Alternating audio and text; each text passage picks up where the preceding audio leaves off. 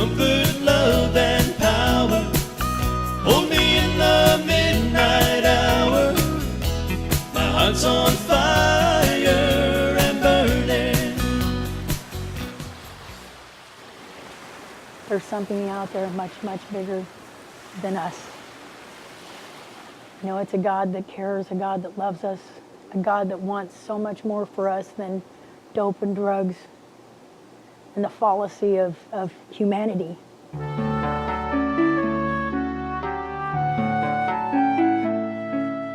I'm reading the Bible, and if you haven't read it, the first time it's quite mysterious.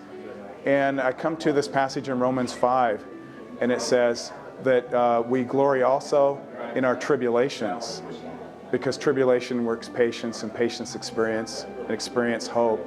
And right then, the words jumped off the page into my heart, and I realized good can come from this failure. God can take it and work it for good, because I'll learn experience and patience, and it'll turn into hope. And actually what happened that moment is hope was born in me. The time I accepted him in that prison to today, I've been free.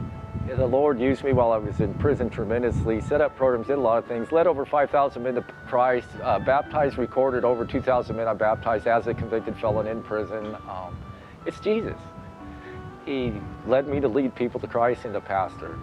Also, besides all that, since I've been out, I got 13 grandkids, reconnected with my previous kids, got more kids, got all kinds of kids going on, and watching the Lord work in their lives. You know, it's been an awesome thing to see my grandkids looking up to me, thinking that I'm somebody, caring about me, and listening to me about Jesus.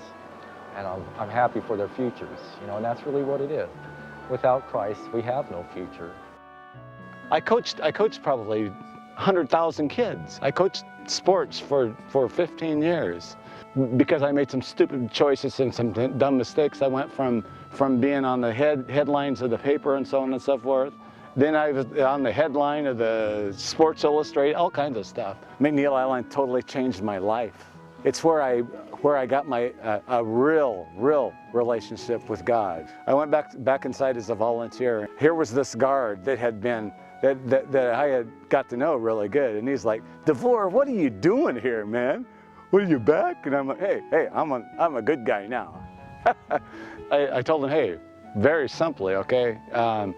I was arrested as a sex offender." I mean, and the moment I said that, there's like 30 guys inside of there, and they're like, "Oh my God, he's saying that." Well, you know what? The most important thing is that there's hope, okay? This isn't the end, even though it seems like it oftentimes. And that you have opportunities here. You have opportunities that you're not going to have anywhere else. You can do the time, or you can let the time do you, okay? And I chose to live my life trying to serve God, and I was blessed immensely the whole time. People would stop me in the corridors and ask for prayer. They knew that you had something because they see it in you, and they see it come out of you. You know, they view it. They know that there's something about you that you have they may need but are afraid to ask. My life in the background was okay back then, but it's no longer, because I'm not part of this world anymore. I'm part of Christ, and I am going forward wherever He leads me.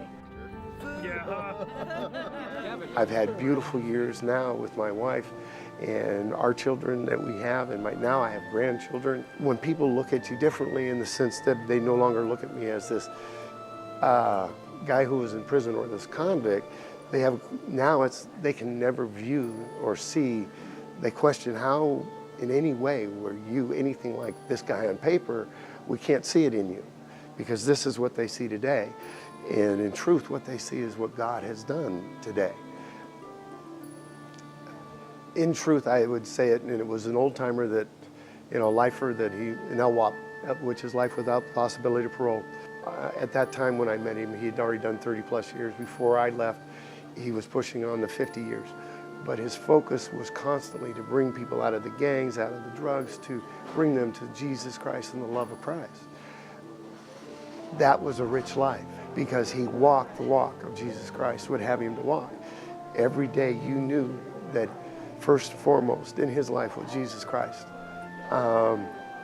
there was no greater witness than that. You know, all heaven I know is going to rejoice when he comes home. You know, I never thought I would be a teacher. I never thought I'd be married. I never thought I'd be a dad. There was a lot of things that I didn't think I'd ever be. I really didn't want to be.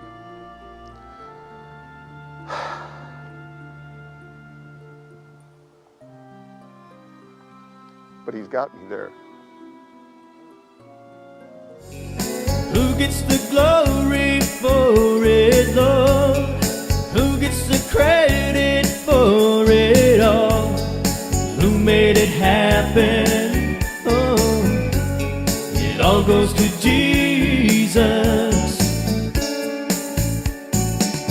You get the glory, my Lord.